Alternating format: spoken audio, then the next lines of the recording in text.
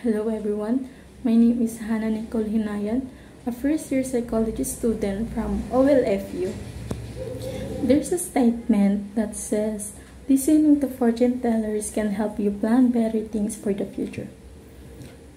It is true or false? Honestly, marami talagang tao ang curious about fortune telling. From palm reading, tarot cards, astrology, or even yung mga nagpapasa ng kapalaran sa kanto.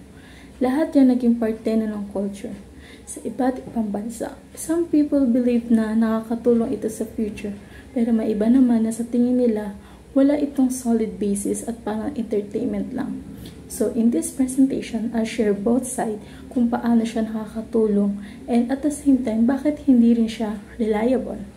First, let's talk about the positive sides. Some people say fortune tellings give guidance and reassurance.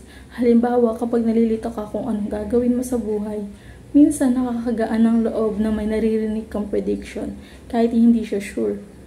Parang nagbibigay siya ng konting direction. For example, kung sasabihin ng fortune teller na you will succeed in your career, baka ma-motivate ka to study harder or to keep pushing kahit mahirap. In this sense, parang magiging inspiration siya kasi may konting hope kang pinanghahawakan. Isa pa, fortune telling can also make people reflect on their own choices. Kunyari, kung may warning tungkol sa financial struggles, pwedeng mapaisip ka na, oo nga, bakit mag-iipon? Bakit hindi ako mag-ipon or magtipid?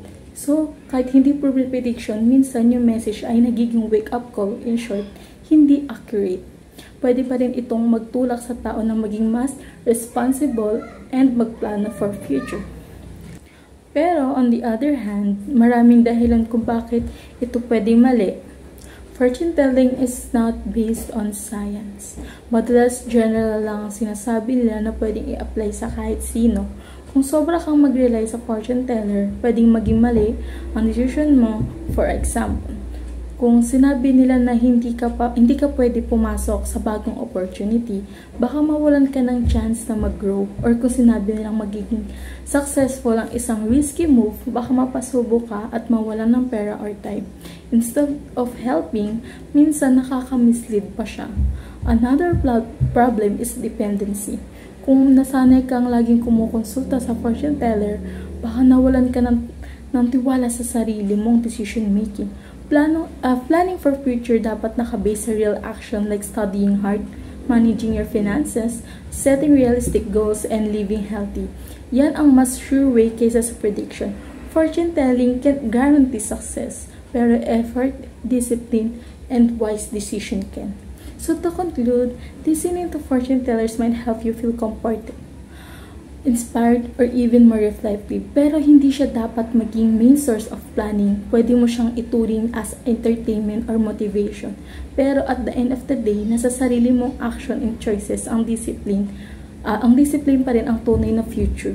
Personally, I think fortune tellers can give some motivation, pero mas naniniwala ako ang better future ay nanggagaling sa hard work, good decision, at tiwala sa sarili, at hindi lang sa hula.